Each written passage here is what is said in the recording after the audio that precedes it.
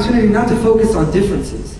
Tonight is an opportunity for all of us in this room, and with a wonderful leadership gathered this evening, for a bipartisan display of support, not only for Israel's fight against Iran, for the free world's fight against this tyrannical leadership, against Iran and its nuclear ambitions, against their goal of terrorism throughout the world. Two extraordinary leaders who are willing to make a difference, who stand up to speak truth, who stand up to fight the evil that exists in this world, and to defend the rights of freedom, of liberty, the privileges that we enjoy here in this country, in Israel, and in the free world.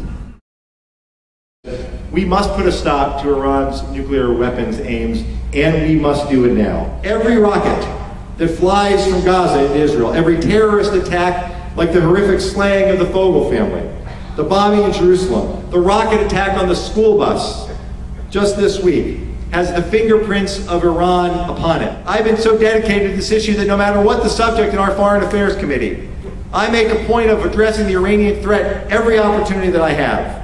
I push witnesses, I prod the administration on our lack of enforcement of current sanctions and ways to toughen our efforts. And when I return to Israel in a few weeks, my first foreign trip as a member of the United States Congress, I can assure you that in every one of my meetings with Israeli officials, I will bring up the Iranian threat and the best way that the United States can work with Israel to counter it. We will not tolerate its involvement on attacks on Israel. We will not tolerate its continued violation of international law, and we must make it crystal clear that we will not tolerate a nuclear-armed Iran, and we must be willing to take any action necessary to prevent it. Without a doubt, one of the most critical and decisive times in history. A theocracy that knows that they get one singular device.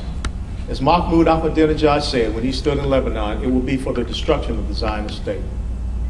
We cannot tolerate that to happen. I can tell you, I look forward to the day that my wife and my two daughters get to travel to the Holy Land. It's personal for me. But you must take this message out to the broader Jewish community. You must take this message out to the broader South Florida community. This message must be taken out all across America. There is a bright light that shines in the Middle East. That light is called Israel. Now I will tell you very simply, as long as there is air in my lungs, there will always be an Israel. Our histories, our culture, our people, we're together, we are as one. And always remember, as long as there is the stars and stripes, so shall there be the Star of David.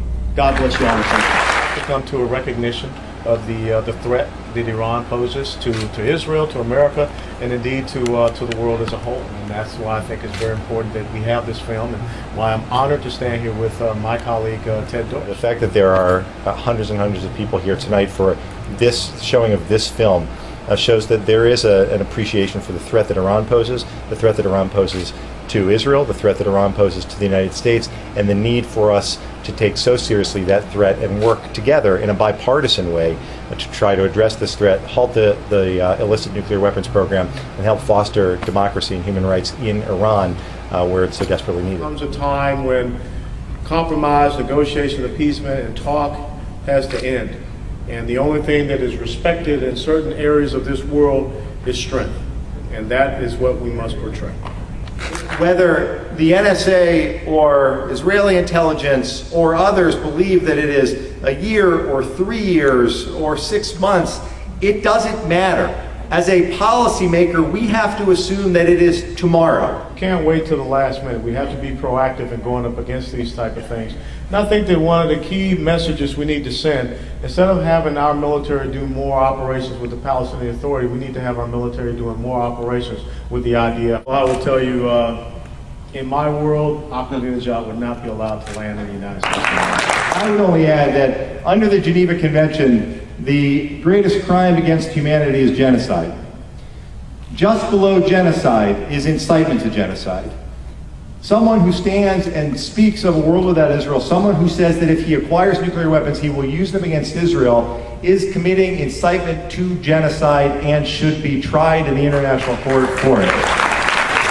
Time to stand up on principles, stand up on our values, stand up on our Judeo-Christian heritage, and ensure that we leave a safe and secure America in Israel for generations to come. This is not a question of us attacking another government. This is merely an issue of whether or not we will support a pro-democracy movement, a search for human rights, and a move to overthrow a ruthless government. And I think that if there's one thing that I can leave with each and every one of you as we leave out of here tonight, it's our responsibility, each and every one of us.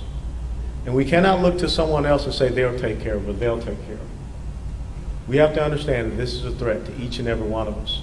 That the impact that you have by making those phone calls to our colleagues and encouraging them to get involved and telling them why this is important and scheduling times to go sit and meet with them, that really matters.